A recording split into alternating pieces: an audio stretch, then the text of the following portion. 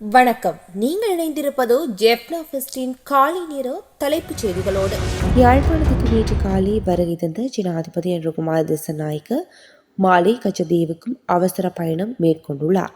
வடக்குக்கு 2 நாள் பயணமாக நேற்று வருகை தந்த ஜனாதிபதி மாலை 5 மணியளவில் ஊர்காவத்துறையில் இருந்து கடற்படையினரின் 4 படகுகளில் கச்சதீவுக்கும் பயணமானார். கச்சதீவை பார்வையிட்ட ஜனாதிபதி மாலை 6 மணிக்கு மீண்டும் யாழ்ப்பாணம் நோக்கி பயணத்தை ஆரம்பித்துள்ளார்.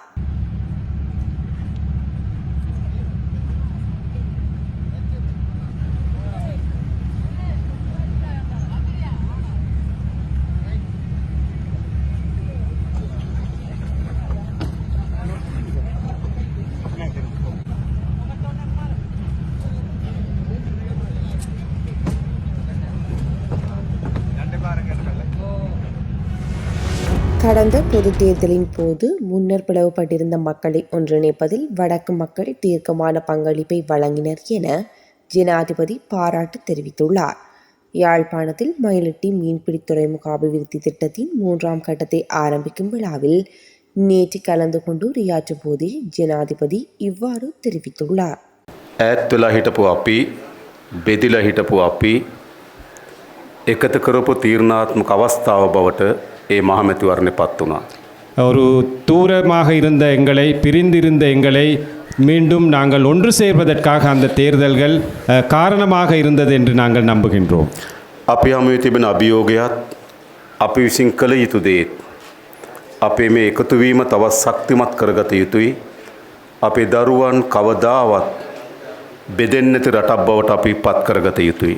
எங்களால் செய்ய இருப்பவையும் உங்களுக்கு தேவையான அனைத்துமே செய்வதற்காக நாங்கள் இவ்வாறு சேர்ந்திருப்பது மிகவும் சால பொருத்தம் என்று நாங்கள் நம்புகின்றோம். அதே போன்று நாங்கள் இனி ஒருபோதும் பிரிவதற்கு இடமளிய மாட்டோம் என்பதையும் இந்த நேரத்திலே நாங்கள் கூற வேண்டும். வவுனியாவில் இடம்பெற்ற ரயில் விபத்தில் 4 வயது குழந்தை உட்பட 3 காயமடைந்த நிலையில் வவுனியா வைத்தியசாலையில் அனுமதிக்கப்பட்டுள்ளனர்.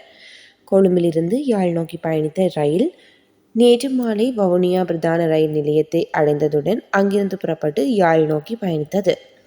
இதன்போது வவுனியா மன்னர் பிரதான வீதியில் உள்ள பாதுகாப்பான ரயில் கடவையில் சென்று கொண்டிருந்த போது வீதியால் பயணித்த பட்டா வாகனத்தை மோதி தள்ளியதில் இந்த துயர சம்பவம் இடம்பெற்றுள்ளது.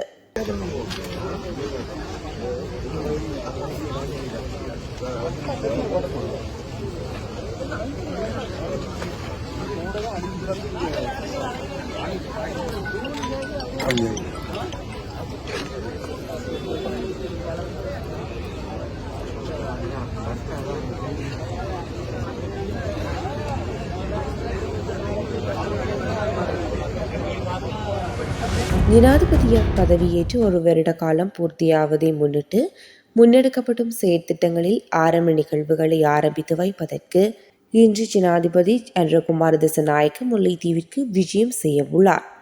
முல்லைத்தீவிற்கு விஜயம் செய்யும் ஜனாதிபதி தென்னை முக்கோண வலயம் வட்டுவாகல் பாலத்தின் புனரமைப்பு பணிகளை ஆரம்பித்து வைக்க உள்ளார். அதேபோன்று நேற்றைய தினம் யாழ்ப்பாணத்திற்கு ஜனாதிபதி விஜயம் செய்து மயிலட்டி துறைமுகத்தின் அபிவிருத்தி, மண்டைதீவில் சர்வதேச கிரிக்கெட் மைதானம் அமைப்பு உள்ளிட்ட பல்வேறு நிகழ்வுகளில் பங்கு பெற்றிருந்தமை குறிப்பிடத்தக்கது.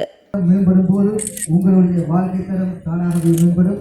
ஆகவே இது போன்ற நற்செயல்களுக்கு நீங்கள் இணைந்து கொள்வதன் மூலம் உங்களுடைய வாழ்க்கையில் ஒளியூட்டும்படி அன்புடன் கேட்டுக்கொள்கிறோம். ஆகவே மேலும் சார்பு இடத்தில் நமது கௌரவத்துக்குரிய ஜனாதிபதி அவர்கள் இந்த இடத்தை விஜயம் செய்வார். ஆகவே யாழ்ப்பாணம் செம்மணி மனித புதைகுழியில் நேற்று மேலும் 9 மனித எலும்புக்கூடுகள் கண்டறியப்பட்டுள்ளன. இதில் சில குழந்தைகளின் எலும்புகளும் அடங்குவதாக தெரிவிக்கப்பட்டுள்ளது. இதுவரை மொத்தம் 218 எலும்புக்கூடுகள் அடையாளம் காணப்பட்டுள்ளன. அவற்றில் 198 எலும்புக்கூடுகள் முழுமையாக அகழ்ந்தெடுக்கப்பட்டுள்ளன. குடிவரவு மற்றும் குடியகழ்வு திணைக்களத்தின் யாழ்ப்பாண பிராந்திய அலுவலகம் நேற்று ஜனாதிபதி அன்ருகுமார் திசாநாயக்க தலைமையில் திறந்து வைக்கப்பட்டுள்ளது. இதேவேளை யாழ் மாவட்ட செயலகத்தின் 60வது ஆண்டு பூர்த்தியை முன்னிட்டு முத்திரையும் தபால் தலையும் வெளியிடப்பட்டுள்ளது. யாழ்ப்பாண மாவட்ட செயலக வளாகத்திற்குள் அமைக்கப்பட்டுள்ள இந்த அலுவலகம் நவீன தொழில்நுட்பம் உட்பட அனைத்து வசதிகளையும் கொண்டுள்ளது. மேலும் குறித்த அலுவலகங்களுக்கான பெயர் பலகைகளில் தமிழுக்கு முன்னுரிமை வழங்கப்பட்டுள்ளமை சிறப்பம்சமாகும்.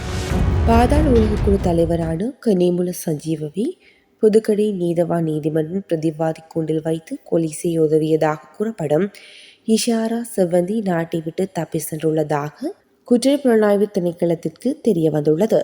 இந்தோனேஷியாவில் கைது செய்யப்பட்டு பின்னர் இந்த நாட்டிற்கு அழைத்து வரப்பட்ட கெகல் பத்தர பத்தியம் உள்ளிட்ட குழுவினரிடம் மேற்கொண்ட விசாரணையின் போதே இந்த விடயம் தெரிய வந்துள்ளது.